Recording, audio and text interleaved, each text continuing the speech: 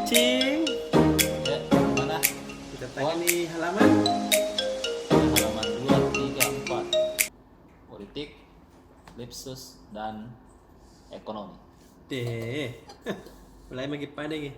Ya, jadi Tribuners halaman di politik besok ini kita turun terkait koalisi pemilu dan Pilpres 2014 yang kemarin ketemu Pak Ketum Golkar Airlangga Hartarto, kemudian Ketum P3 Suharto Monoarfa dan Ketum PAN Zulkifli Hasan.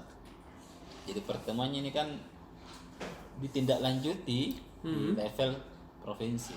Iya. Jadi ada pertemuan tadi membicarakan bagaimana koalisi menuju Pilpres 2024. Iya. Apalagi sebelumnya survei dari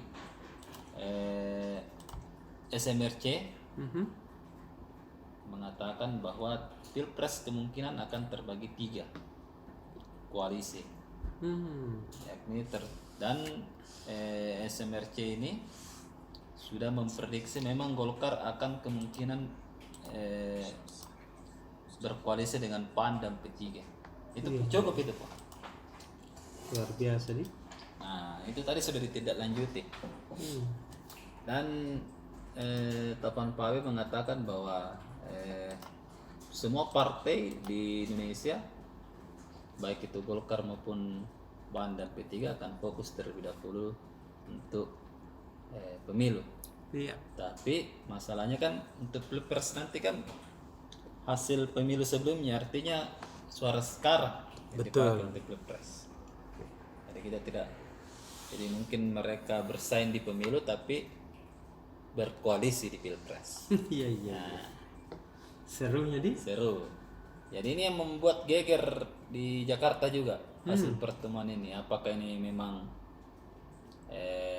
sudah ada ACC, sudah ada persetujuan untuk istana, dari istana kan ini kan semua partai koalisi sekarang.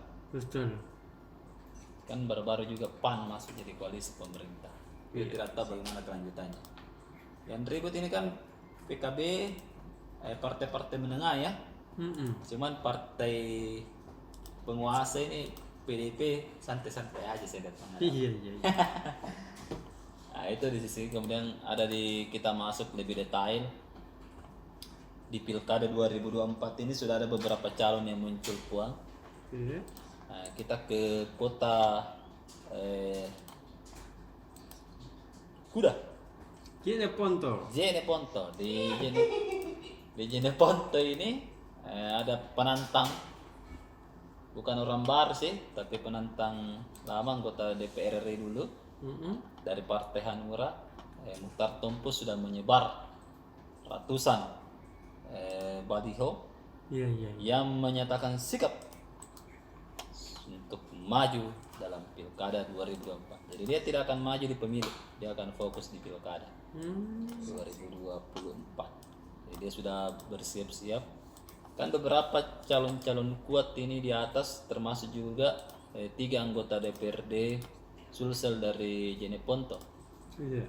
Samsudin Carlos, kemudian Pak Wakil juga, Paris Yasir, kemudian ada juga yang mantan wakil bupati Karain Tinggi, Iya. nah itu juga salah satu, dan mantan sekda yang sekarang di PKS. Jadi ada 4 saat ini yang muncul di Jeneponto, dan kita lihat saja bagaimana nanti pertarungannya, dan baca besok bagaimana analisis penjelasan dari Mukhtar Tompok kenapa dia ingin maju. Iya, tahu.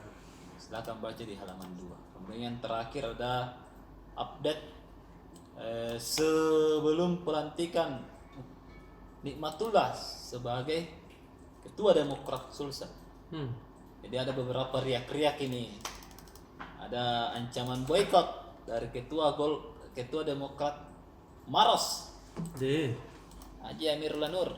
Nah, tapi beberapa kan pengurus Demokrat juga menyatakan siap pasang badan. Iya. Kalau Sama-sama misalnya ada itu yang siap memboikot pasang badan. pelantikannya Nikmatullah. Jadi makin seru ini Puang. nampaknya politik kita memprediksi sih politik habis Lebaran ini. Nah ini kan seru terus nih. Kita akan berbicara dua aja, pemilu dan pilkada.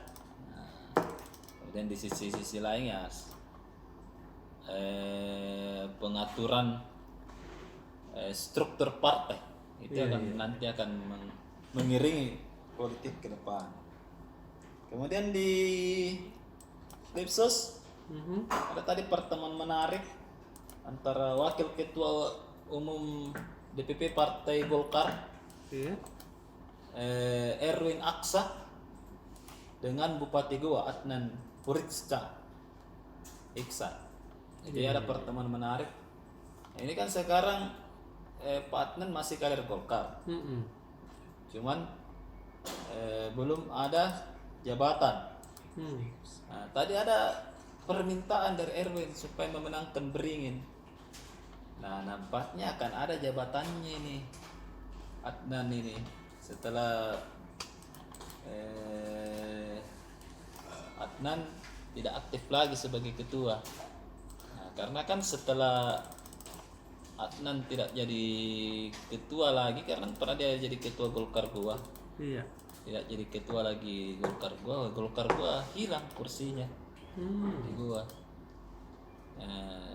Kayaknya Golkar mendekati Adnan nih supaya bagaimana caranya memenangkan Beringin di pemilu 2024. Yes. Nah, bagaimana juga besok permintaan dari EA Erwin Aksa ini ke Adnan, silakan baca di halaman Lipsos halaman 3.